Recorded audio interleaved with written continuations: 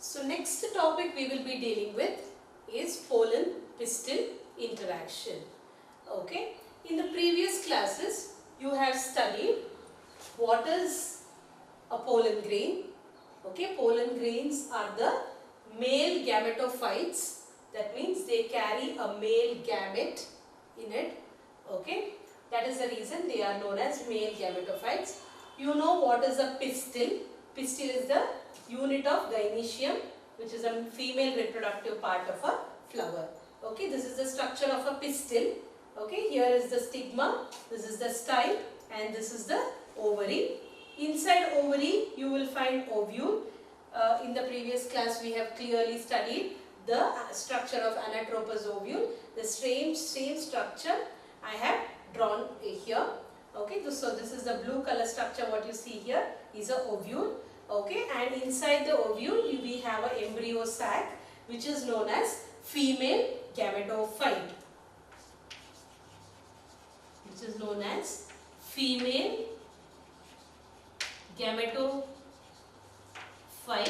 Okay, embryo sac, which is here, is known as female gametophyte. Pollen grains here is known as male gametophyte. Okay, and here I have drawn the structure of a stamen. This is the anther part, bilobed anther. Inside anther I have shown 4 pollen grains. Okay, so inside the anther we will find pollen grains, which are known as male gametophyte because they carry male gamete. Here embryo sac is known as female gametophyte because it carries a female gamete.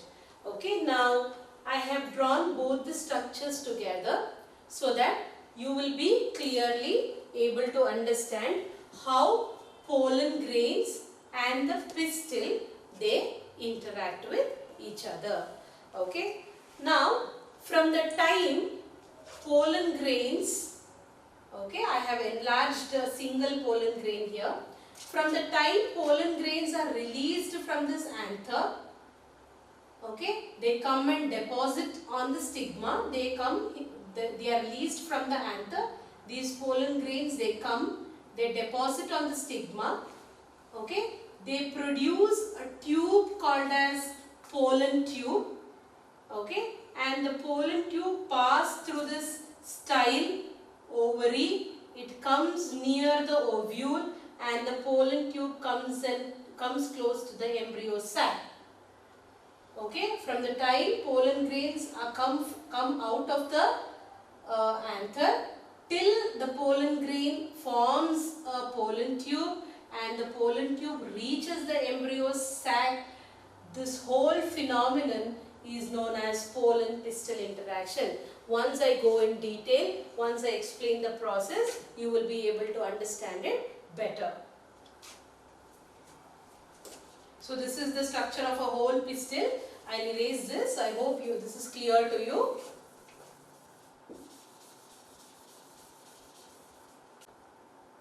Let us see what happens once the anther breaks open and the pollen grains are released out of the anther. Okay, imagine the pollen grains are breaking open, the anther is dehiscing and the pollen grains are coming out.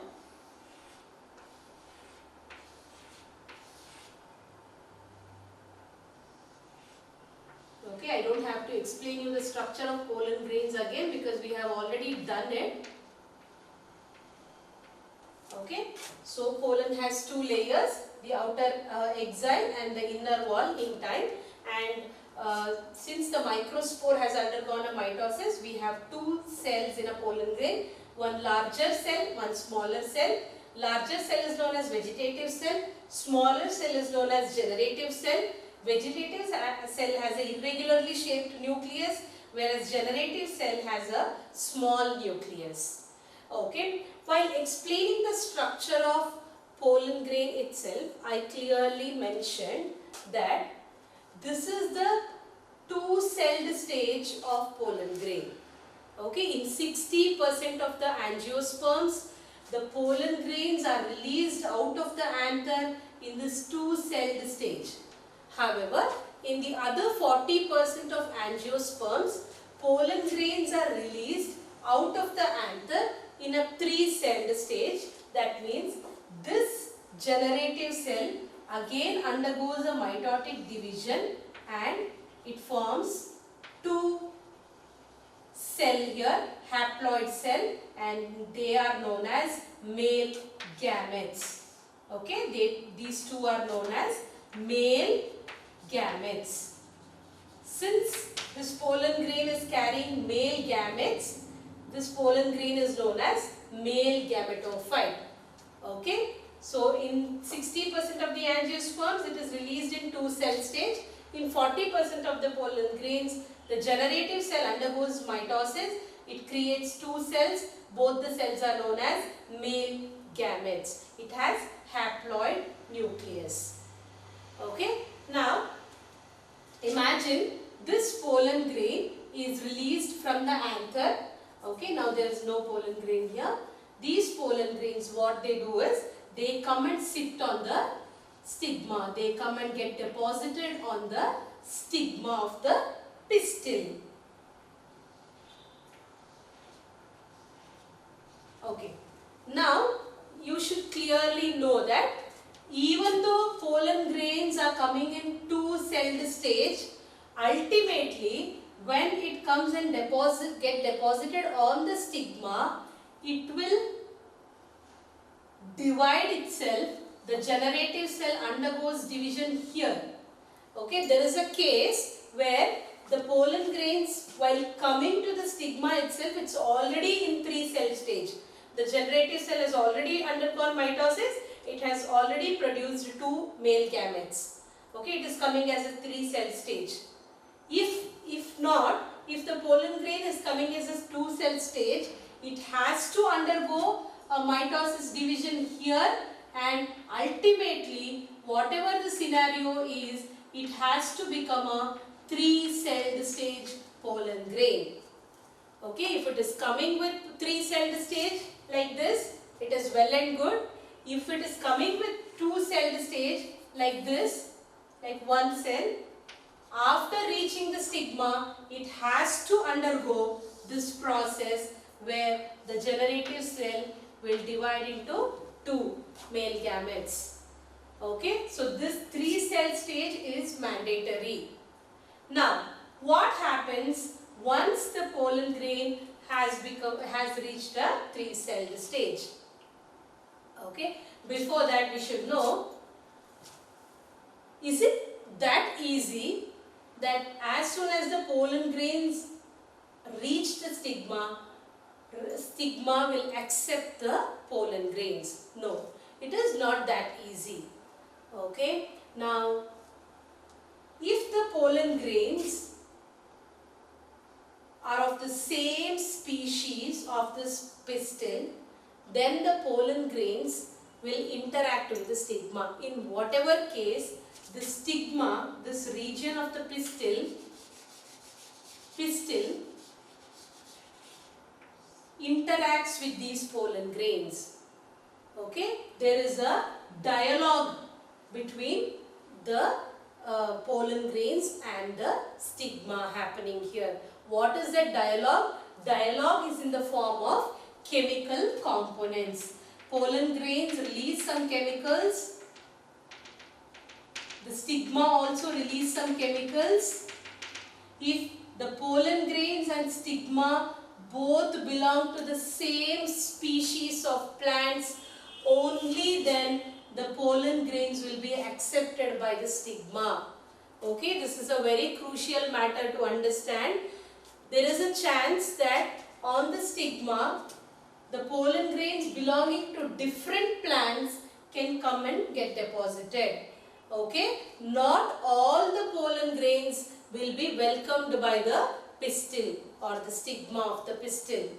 Okay, not all the pollen grains will be accepted by the stigma. There is a interaction happening between stigma and pollen grains. If the stigma is satisfied that this pollen grain belongs to the same species, my own species, only then the stigma will accept the pollen grain. This is the first part in the pollen pistil interaction. Pollen grains will come and deposit. They convert into they divide into a 3-cell stage pollen grain. Then there is an interaction happening between pollen grains and the stigma. Okay, if the pollen grains if the stigma is convinced that this pollen grain belongs to my own species, then the pollen stigma will receive the pollen grains. Okay.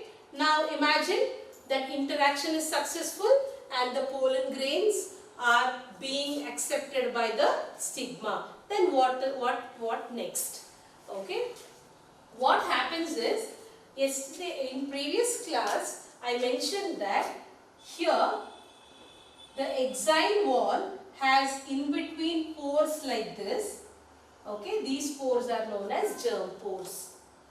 Okay, so in this germ pore, what happens is, this is the place where after getting deposited on the proper stigma, a small tube like this is formed.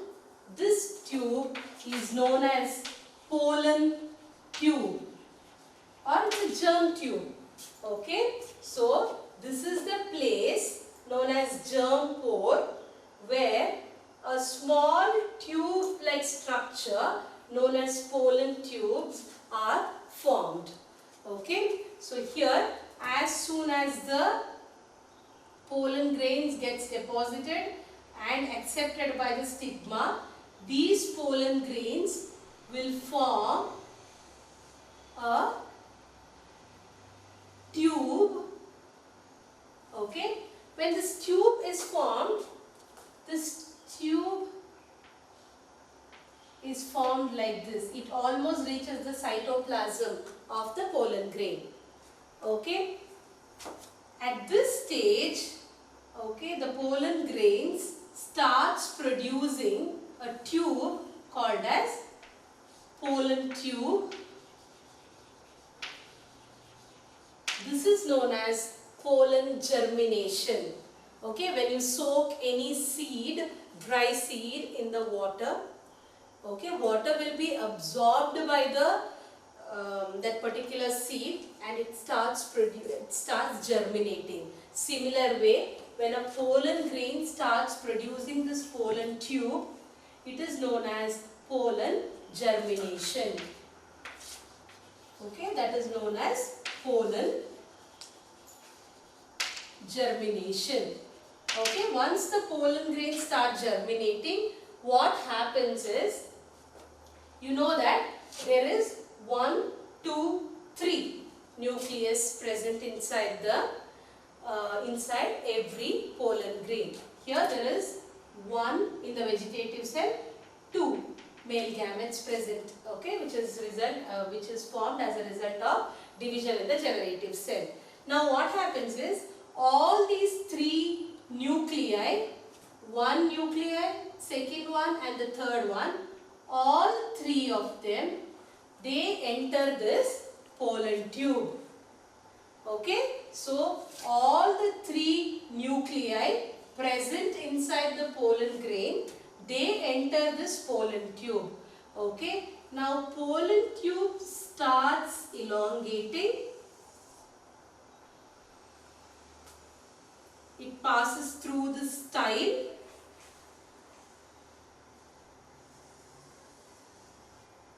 Okay, it passes through the style and it comes through this micropyle. Okay, you know the difference is called as micropyle. The germ tube or the pollen tube is produced till this embryo sac. It passes through the micropyle and it reaches the embryo sac. Okay, now these 3 nuclei also passes through this pollen tube. Okay, and here one thing to remember is, even though 3 nuclei enter the pollen tube, 1 nuclei of the vegetative cell, they gets degenerated. They are of no use here.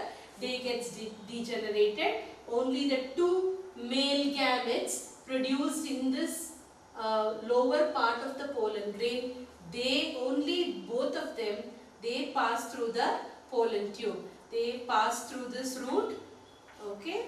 They pass through the pollen tube and both the male gametes come and reach the pollen tube, okay, near the embryo sac. Okay, so from this time of anther getting released from, the pollen grains getting released from the anther till the pollen tube is formed and it reaches the embryo sac, all these phenomenon together is known as pollen pistil interaction. There is an interaction happening between pollen grain and the pistil. Okay, now pollen tube is formed. Pollen tube passes through the stigma, style, and the pollen tube comes and enters the ovule. Through this micropylar region, it goes and stays close to the embryo sac. Okay, so this phenomenon is known as pollen pistil interaction. What happens to these male gametes? That is another interesting factor that we can study under a separate heading known as double fertilization.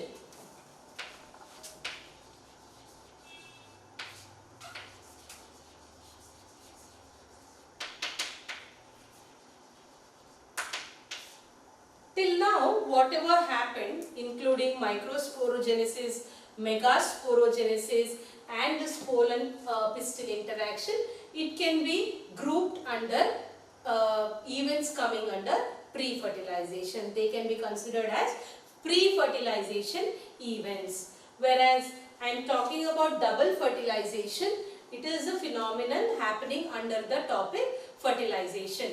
Okay, this is the actual fertilization process which is going to happen. In order to explain this double fertilization, I need to make this part of the ovary bigger so that it is clearly understood by you. I will be drawing this part broadly, in a larger size so that it is clearly understood by you.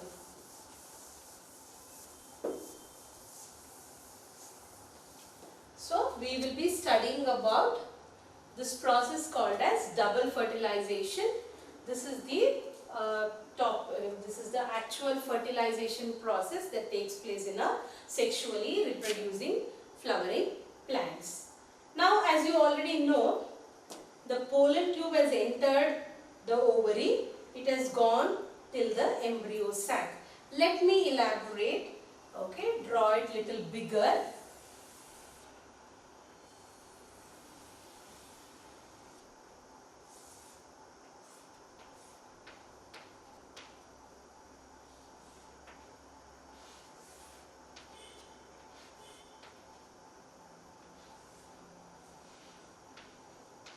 Okay, so we know that these three, this is the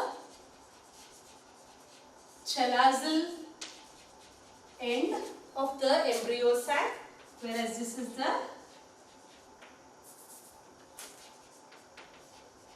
micropylar end of the embryo sac. This is the same diagram drawn little in bigger size. Okay, so this diagram. So these three cells are antipodals. This is the central cell. The nuclei present in the central cell,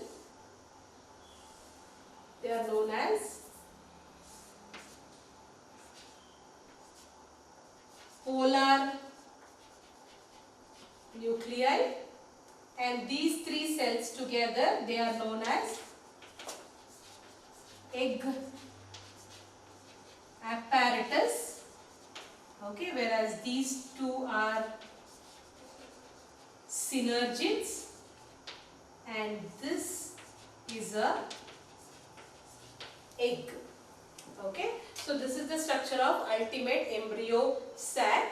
Now let me draw a pollen tube coming close to this embryo sac.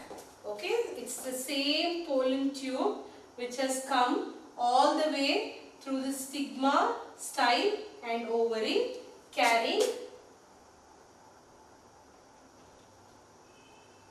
two male gametes. Okay, so this is the embryo sac and there is a pollen tube coming carrying two male gametes. Okay, now what happens to these male gametes?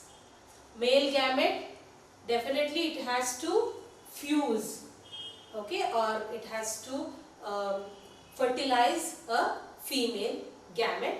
That is what is going to happen here. Okay, now we have two male gametes coming in the pollen tube.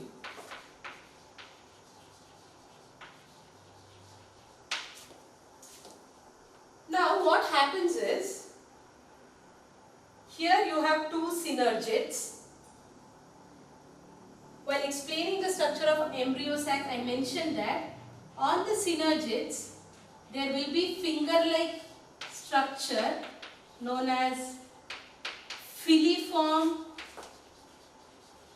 apparatus. Okay, so these are two are synergids. This is a synergid, this is another synergid. On top of these synergids, there will be special cellular thickening, finger-like structure known as filiform apparatus. Okay. Now, the function of these filiform apparatus is that they tell these male gametes, they guide actually these male gametes to go and fertilize. Okay.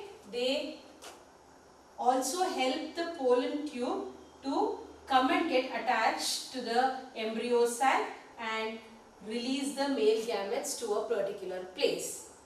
Now, imagine the pollen tube has come near the embryo sac. Male gametes are ready.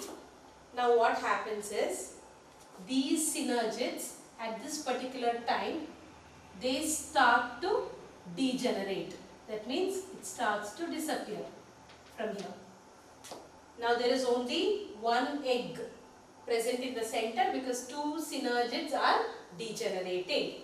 Now when the two synergids are degenerating, only these filiform apparatus, which are finger-like projections on synergids, they are present. What they do is, they help these two male gametes to do their further activity. Now, these two male gametes which are in pollen tube are released to any one side of the synergids. Okay, imagine two male gametes which are present here, they are released here. Okay, so it's the filiform apparatus who will decide which side the male gametes will go to. Okay, if this filiform apparatus is helping, the male gametes will go to this particular end where this synergid was present. Now the synergids are degenerated. Now these two male gametes are present here. What they do is, one male gamete will come and it will combine with this egg. One male gamete will come from here and they will combine with this egg, fertilizing this particular egg. Okay, when one gamete, male gamete, fertilizes this female gamete, which is nothing but egg, this fusion or this fertilization is known as syngamy. This is known as syngamy. Okay, when out of two male gametes, one male gamete comes and fuses with the female gamete, which is nothing but egg. Okay, both of them fuse and this fusion is called as syngamy. When the male gamete fuses with the female gamete, we all know what is going to be formed. It is nothing but zygote. Here, when the male gamete fused with the female gamete, ultimately we got a zygote. In place of egg, now we have zygote because egg has fused with the male gamete. Then what happens to one more male gamete? One more male gamete comes through this way. It comes and it fuses with the two polar nuclei which is present inside the central cell. The second male gamete comes and fuses with the central cell nuclei, which are known as polar nuclei. Okay. Now already there was 1 and 2 nuclei which were already haploid. Now this male gamete which has come, it is also haploid. Now we get a condition known as triploid or 3N condition. Okay. Now since one male gamete or one nucleus is combined with two other nucleus, it is leading to a condition of triploid case, triploid nucleus. This fusion is known as triple fusion. Now we have two types of condition. Okay, here two male gametes came along with the pollen tube.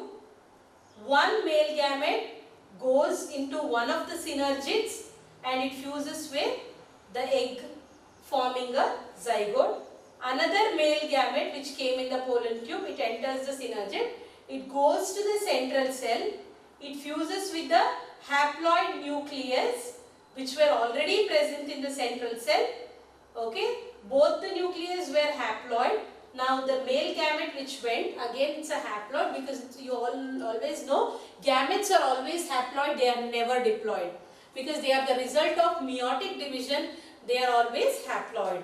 Okay, now these haploid nucleus goes and fuses with the other two haploid nucleus which are already present in the central cell, leading into a type of fusion called as triple fusion. Since three nucleus are fusing, it is called as triple fusion. Okay, now when the male gamete fuses with a female gamete, it leads to the formation of zygote. It is called as syngamy. Now, when three nucleus combine, this process is called as triple fusion. As a result, something called as pen is formed in the embryo sac. Here, okay, in the place of central cell, something called as pen.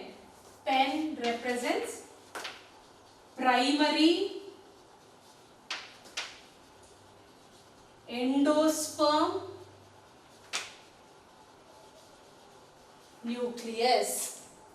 Okay, when one male gamete fuses with the female gamete, it leads to the formation of zygote. When the other male gamete fuses with the polar nuclei which is present in the central cell, it leads to the formation of something called as pen. Pen is nothing but primary endosperm nucleus. Okay, so these three nucleus, when they combine together, when they combine together, it is known as primary endosperm nucleus. Okay, now this central cell, okay, this central cell which is carrying this pen or primary, and the central cell has two polar nuclei plus one male gamete nuclei. So it is called, this combination is called as primary endosperm nucleus. Since the central cell is carrying this primary endosperm nucleus or pen, the central cell is now called PEC, that is primary endosperm cell. Okay, so when one male gamete fuses with a female gamete, it leads to zygote. When one male gamete fuses with the two central cell polar nuclei, it leads to the formation of primary endosperm nucleus. Primary endosperm nucleus is a combination of these three nucleus. The cell in which primary endosperm nucleus is present Previously it was called as central cell, now it is called as primary endosperm cell because it is carrying primary endosperm nucleus. Okay, so this fusion is known as triple fusion, this fusion is known as syngamy. Okay, when syngamy and triple fusion both occurs inside the embryo sac, both of them together they are known as double fertilization. Since there are two fertilization, syngamy and triple fusion, both of them in a combination they are called as double fertilization. Hope this is clear to you. Initially we have a ovary, we have a pistil with stigma, style and ovary. On the stigma, pollen grains comes and deposit. They produce a pollen tube. The two male gametes which are present inside the pollen grain, they enter the embryo sac. Okay, one male gamete fuses with a female gamete, another male gamete fuses with the primary endosperm, the polar nuclei, forming primary endosperm nucleus. Here zygote is formed.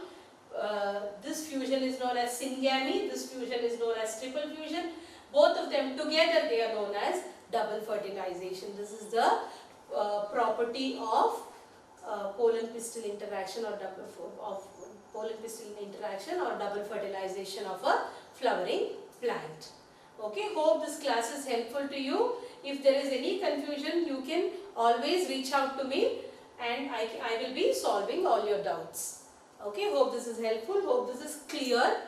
Okay, if this is not clear, you always have the option of asking questions and get the things clarified. Thank you.